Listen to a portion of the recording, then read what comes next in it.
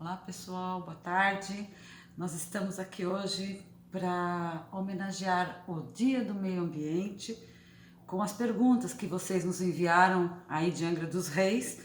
Nós estamos aqui dentro do laboratório do IPH, Laboratório de Análises Ambientais, com a professora Marta Marcondes, que vai responder as perguntas de vocês. Oi, gente, tudo bem com vocês? Que bom, eu fico feliz que vocês fizeram as perguntas e eu vou procurar responder da melhor maneira possível e espero que eu consiga atingir as expectativas de vocês, tá bom? Eu estive em Brumadinho logo depois da ruptura da barragem e eu vivenciei muita coisa lá e eu acho que eu consigo responder essas perguntas para vocês, tá? Então vamos lá? Vamos? Então, a Maria Luísa, a Ana Clara, a Isabela, a Maria Clara Tavares e a Júlia fizeram duas perguntas que dá para você responder na sequência. Tá. Como era a água antes do desastre de Brumadinho? O que aconteceu com a água depois do desastre? Meninas, eu acho que é muito importante que a gente caracterize assim.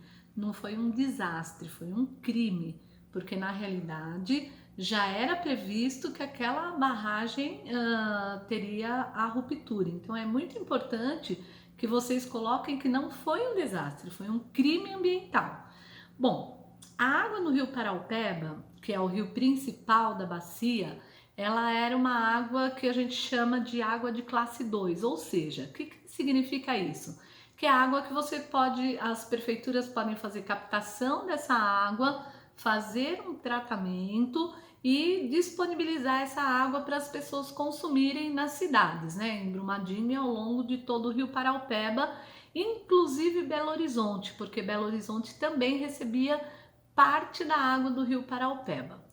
Depois que houve a ruptura da barragem, quando nós estávamos investigando ao longo do rio, essa água se tornou uma água de classe 4. O que significa isso? Significa que é uma água que você não pode, nem com tratamento, fazer consumo ou utilização dessa água. O grande problema é que muitas pessoas dependem desse rio diretamente, que são sitiantes, são assentamentos do MST, são aldeias indígenas que retiravam a água para a sua sobrevivência e que infelizmente hoje eles não podem mais fazer isso, tá? Respondi? Respondido. Então agora foi a Maria Clara que fez essa outra pergunta. Em que condições se encontra o solo que foi afetado pelos rejeitos da barragem? Bom, o solo ele também se encontra contaminado pelos rejeitos, mas é importante que vocês saibam que os rejeitos desta mineração são rejeitos, por exemplo, de ferro, manganês, cobre, zinco. E se você for pensar, essas substâncias químicas elas não são tóxicas. Porém, o grande problema é a grande quantidade em que elas se encontram nessa água. Então, ferro, por exemplo, é importante para a nossa saúde, mas não em grande quantidade. Magnésio, manganês, cobre, todos esses elementos químicos são necessários para o nosso corpo, mas não em grande quantidade. Porque se esse material estiver em grande quantidade, ele pode gerar problemas de saúde, como por exemplo, doenças neurodegenerativas, tá? Então, este solo, as margens do rio e nas áreas onde o rejeito chegou, né, ficou por cima dessas áreas, esses solos estão contaminados da mesma forma que foi contaminada a água. Beleza? Feita por João Paulo e Zezueli. Quais substâncias ocasionaram a mortalidade dos animais que viviam nos rios? Gente, o que acontece, né? Você imagina o seguinte: a água do rio estava lá, bonitinha, com oxigênio, com nutrientes para os animais poderem sobreviver, peixes, anfíbios e outros animais. O que aconteceu? Imagina como se fosse assim, um copo com água que você pegou um monte de café e jogou lá dentro, tá? Primeira coisa, impediu a entrada de luz e automaticamente o oxigênio foi lá para baixo, tá? Então, assim que o oxigênio foi lá para baixo, esses animais já começaram a morrer. Eles entram num sofrimento e eles morrem. Então, a primeira coisa foi o oxigênio estar lá embaixo. A segunda coisa foi a turbidez da água, né? A turbidez, o que que é? É a dificuldade da entrada de luz nesse corpo hídrico. Então nós tínhamos assim a água como se fosse um achocolatado, sem condições nenhuma, nem desse animal, por exemplo, utilizar a água para sua sobrevivência. Porque você sabe que mesmo que o animal esteja na água, ele toma água, né? Então não dava para ele fazer nada. Então esses foram os fatores que levaram à mortandade: a queda do oxigênio, a grande quantidade de rejeito, a dificuldade desses animais de realizarem o seu metabolismo, inclusive com a ingestão de água, tá? Agora as perguntas do Hugo e do Tiago. Estão perguntando lá mesmo de Brumadinho. O que o IBAMA pode fazer para a recuperação dessa cidade? Na realidade, o IBAMA é um órgão que ele é fiscalizador, e ele é um órgão que tem capacidade de multar as pessoas que descumprem com a lei. Então o IBAMA tem que fazer o quê? Ele tem que fazer cumprir a lei. Como eles já quebraram todos os tipos de leis que existiam, o IBAMA tem que multar a empresa e o dinheiro desta multa deve ser revertido para tentar melhorar a qualidade daquele ambiente. Mas o grande problema, gente, é que assim, como isso nunca teve um precedente, né? A gente só teve nós tivemos lá a barragem da Samarco, que afetou todo o Rio Doce há 3 anos atrás. Só que até hoje ninguém sabe o que fazer direito com aquele rejeito que está na água. Então, por mais que o IBAMA vá, multe, pegue esse valor das multas e tente melhorar o local, não dá para fazer mais do que isso, porque a gente precisa de tecnologia para poder retirar o rejeito dessa água, para poder descontaminar. E isso, se deixar pela natureza, vai demorar, sabe Deus quanto tempo, tá? A gente não tem nenhum parâmetro de ter acontecido isso em outros locais, né? Então nós não sabemos nem o que fazer para retirar o rejeito daquele local. Então o que o IBAMA tem que fazer é o quê? Fiscalizar, multar, ficar em cima para ver se dos locais que conseguem retirar os rejeitos consigam. Se não, gente, infelizmente não tem muito o que eles fazerem. A próxima pergunta, Marta, acho que eu mesma vou responder porque acho que até eles sabem a resposta, né? Qual será o valor do prejuízo? Gente, esse valor é incalculável, não dá para medir, mensurar, não dá para nada.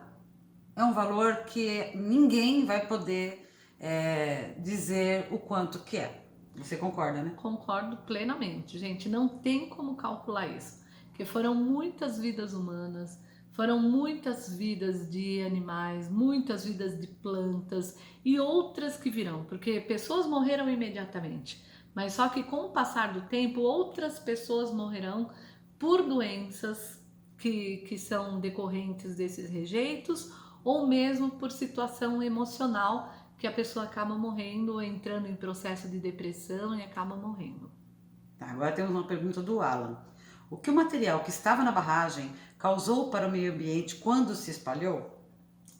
Como eu já falei, né? Primeiro, esse material ele é todo espalhado, então áreas que nós tínhamos aproximadamente 15 metros de altura desse material, soterrando tudo inicialmente, soterrou tudo, tá? Alguns animais conseguiram sair daquela lama, algumas pessoas, mas muitas vidas foram perdidas, tá? Inicialmente. Posteriormente, esse material foi se alastrando, né? Foi caminhando pelo rio, né? Pelo leito do rio e foi matando tudo que tinha em frente, tá? Esse material ele vem como se fosse um tsunami de rejeito. e que vai afetando o rio, que vai afetando quem está próximo, vai matando os animais. Esses animais, quando os peixes morrem, as aves que dependem desses peixes morrem também, e as pessoas que estão às margens do rio sofrem também. Então, é um prejuízo incalculável e são coisas assim sem precedentes, né? A única coisa parecida que nós tínhamos é o que aconteceu no Rio Doce com a barragem da Samarco. A última pergunta é do Davi. Quais os materiais encontrados ao redor do rio atingido? Bom, como eu falei, o rejeito que a gente tem que existia na barragem é um rejeito de de mineração de ferro. Então, uma quantidade muito grande de minério de ferro, uma quantidade muito grande de manganês, uma quantidade muito grande de cobre, uma quantidade muito grande de elementos particulados, que são esses elementos que prejudicam a entrada de luz, a realização de fotossíntese e a quebra de toda a cadeia alimentar desse ecossistema, tá? Então, são elementos químicos que, a princípio, não fariam mal nenhum para a saúde se eles estivessem em pequena quantidade. Em grandes quantidades, eles ocasionam e proporcionam e possibilitam o desenvolvimento de uma série de doenças. Fazendo um paralelo, né, com a barragem da Samarco no Rio Doce, 3 anos depois, nós temos atualmente uma série de doenças que as pessoas desenvolveram ao longo do Rio Doce. Como eu falei, neurodegenerativas, doenças de pele, doenças gastrointestinais e as doenças que são psicológicas e são mentais, né, que é depressão, síndrome do pânico, tudo isso gerado por um estresse pós-traumático.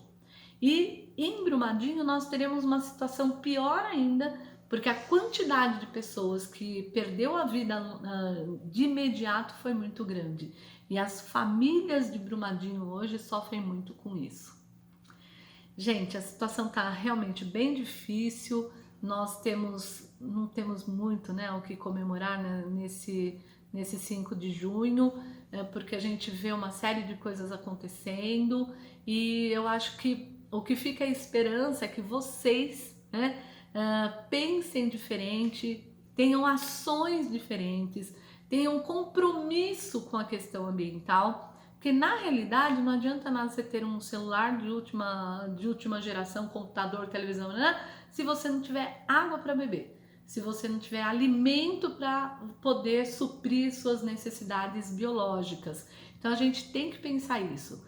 Pensem sempre assim: se não tiver floresta, você não tem água. Se você não tiver floresta e água, você não tem chuva. E se você não tiver tudo isso, a vida da forma como nós conhecemos nesse planeta, ela vai embora, tá? Eu espero que eu tenha respondido as perguntas. Se vocês tiverem mais outras, a gente pode responder, tá bom? Legal eles terem participado com essas questões, né? Sim, eu agradeço muito, né? Adoro! E se vocês quiserem saber mais alguma coisa sobre o Rio Doce, se vocês acessarem o YouTube ou então o nosso projeto, no Facebook a gente tem uma página do projeto. É Projeto IPH, Índice de Poluentes Hídricos. Tá vendo essa gotinha aí atrás? Aqui, ó. Esse é o simbolinho da nossa página, projeto, do nosso projeto. Vocês podem acessar. Se não, vocês podem acessar também pelo YouTube. Chama Rio Doce, um curso modificado. Tá lá, vocês vão ver. Foi um documentário de 10 minutinhos que a gente fez logo que houve a queda da barragem, que nós fomos visitar lá no local, não é isso? Isso, exatamente. Vocês têm bastante material, vocês têm muita bastante coisa para refletir. Isso. Tá? Então, tá bom. Então aproveitem, gente. Aproveitem, usem esse material. E qualquer outras questões que vocês tiverem, é só fazer que a gente responde, tá? Estamos um pouquinho longe, mas a tecnologia é boa porque nos aproxima, tá? E nós temos uma coisa em comum muito maior, que é a água que todo mundo defende, tá bom? Um beijo grande no coração de todos e a gente vai se vendo por aí. Carol, beijo! Beijo, cunhada!